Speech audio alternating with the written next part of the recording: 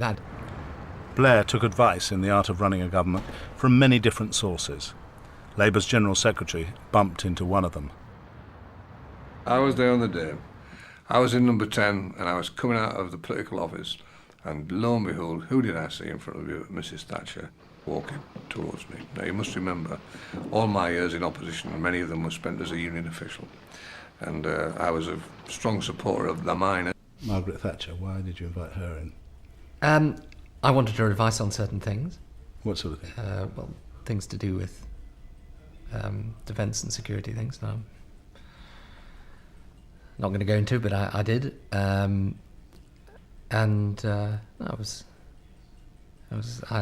enjoyed having her here. I suppose it seemed symbolic to certain Labour supporters that he was the first elected Labour leader, Prime Minister in Downing Street for 25 years, and one of the first visitors. I know Tom Sawyer said he was rather surprised he was here to see you walking around with Margaret Thatcher. Yeah, you know, I've always believed if you want to do something, you just do it. There's no point in worrying if people think it's some great symbolic significance in it. Blair's very personalised style has led to a huge increase in the number of letters he receives, up to 500,000 a year, double that of his predecessors. In addition, there's the never-ending flow of paper from across Whitehall into number 10. His private office will sift through all the paperwork and flag up the key documents which demand his personal attention or decision. These may involve espionage and terrorism, political crises, and intractable public spending questions. Doing the job of Prime Minister, one of the hardest things must be to sort of make space, to give yourself time actually to think, because there are so many demands and pressures on you. How do you try and do that?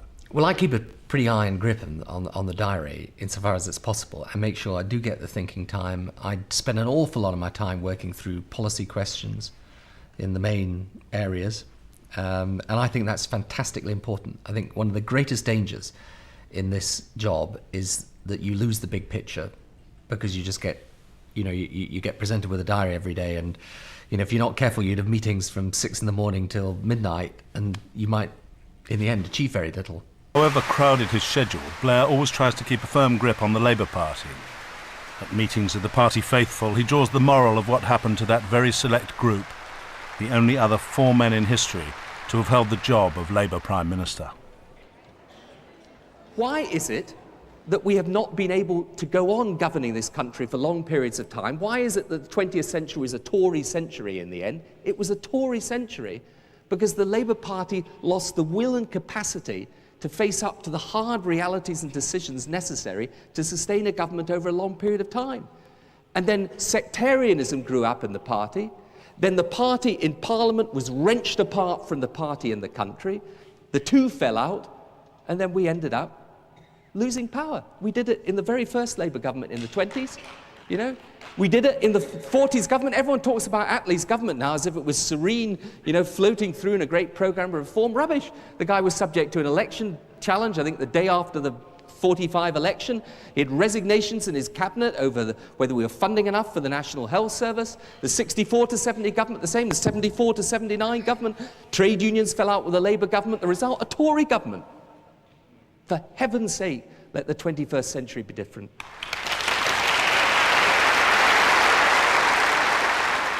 How do you react now when people talk about you being a control freak?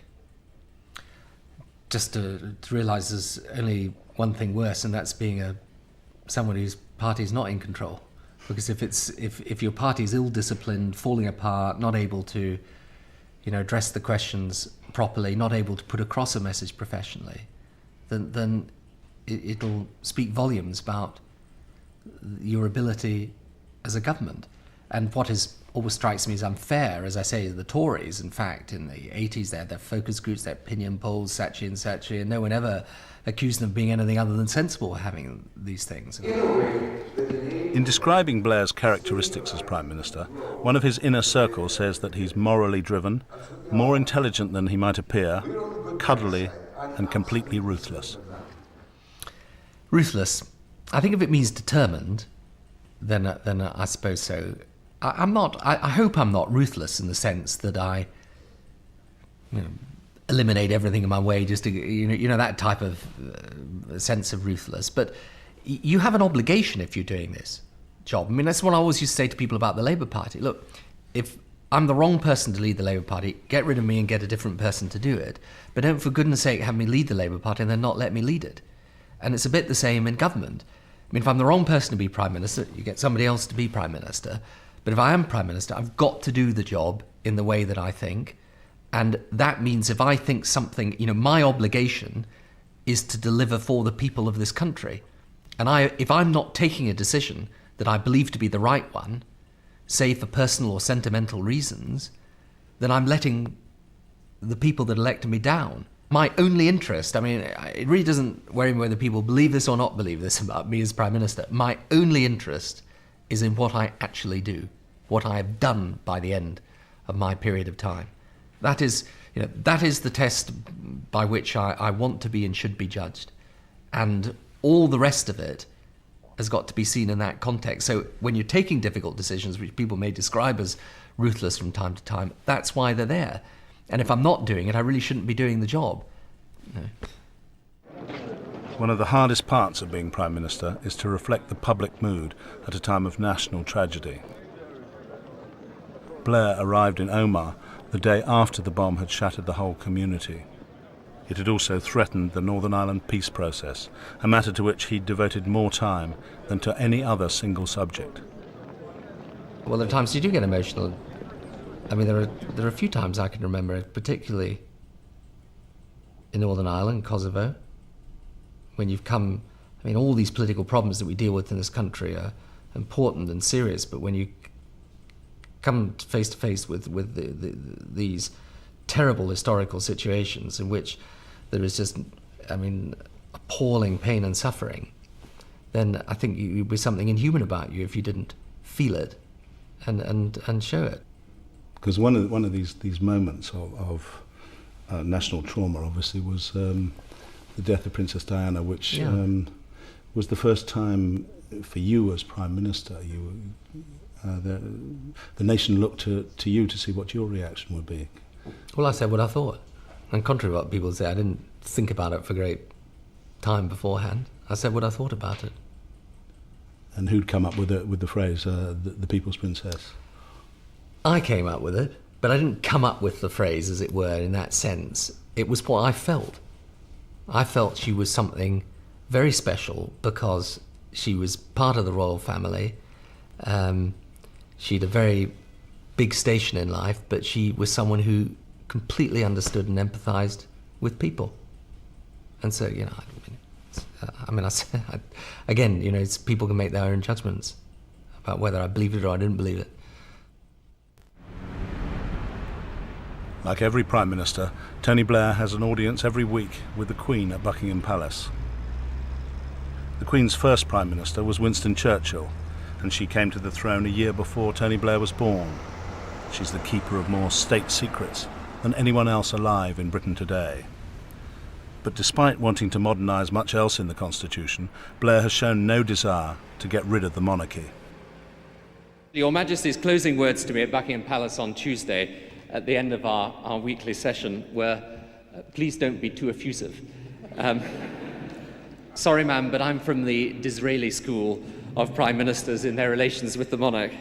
There are only two people in the world, frankly, to whom a Prime Minister can say what he likes about his cabinet colleagues. One's the wife and the other's the Queen. And Professor Peter Hennessy said that all Prime Ministers fall in love with the Queen, really. Well, she's a remarkable person in many ways. You haven't said whether you for the Queen.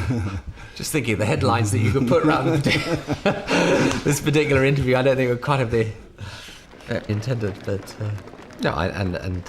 it's a valuable meeting. It's something, and she is a remarkable person with a great fund of experience and wisdom. Tony Blair's headline maker-in-chief is his press secretary Alistair Campbell. Campbell controls all media access to the Prime Minister. He monitors all interviews, and he ghostwrites speeches and newspaper articles for Blair. So there may be one or two glitches because it's only just come. Campbell is always on hand to ensure that there's no confusion in the prime ministerial message. Right, do you want to run through it quickly on the article, right? On the single currency, no, hang on a minute. No. Look, in the single currency, can you make sure on this passage that it's consistent with this? It's slightly changed, right? But Campbell has become an important policy advisor to Blair. He goes to all key meetings and is the first press secretary regularly to attend cabinet. In many ways, I think the Alistair Campbell role is... The relationship that's key to the success of any government is that between the Prime Minister and the Chancellor. And our recent political history is littered with examples of what happens when it goes wrong. Beneath the public show of matiness between Blair and Brown lies a fragile relationship that carries a great deal of psychological baggage. Leighton's 40. It's amazing. Blair and Brown arrived together at a Labour Party meeting last week. Blair had earlier seemed to promise to raise health spending without consulting the Treasury. The Chancellor's iron grip on the public purse was causing an increasing anger and frustration among many Labour supporters. Social services budgets have been cut. Pensioners are worse off. You introduce the minimum wage, but you don't raise it. And yet, did you not spend the whole social service budget per night on bombing Kosovo?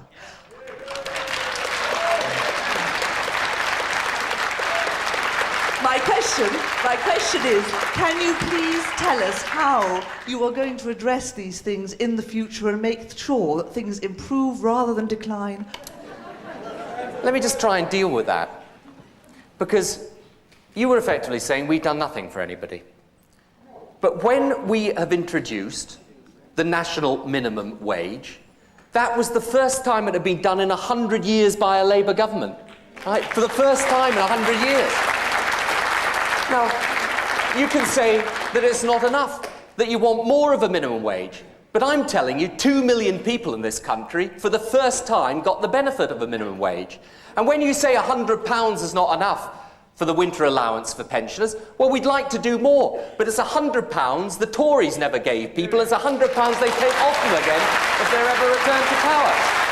And when you say that we've done nothing for families in this country, he has put in the largest increase in child benefit this country's ever seen. It's money that would never have gone in under the Conservative Party.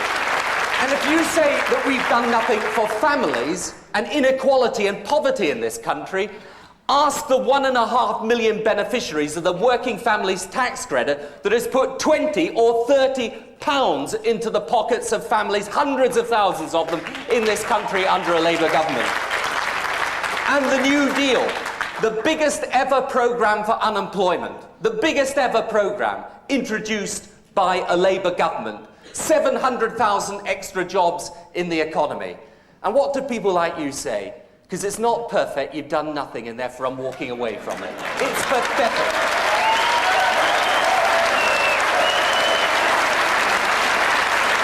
And as for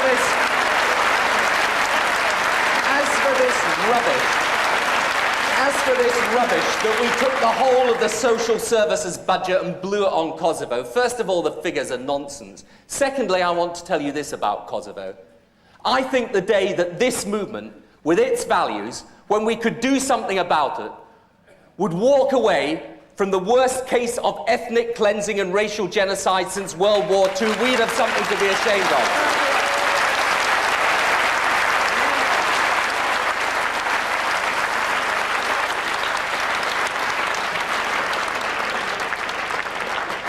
What's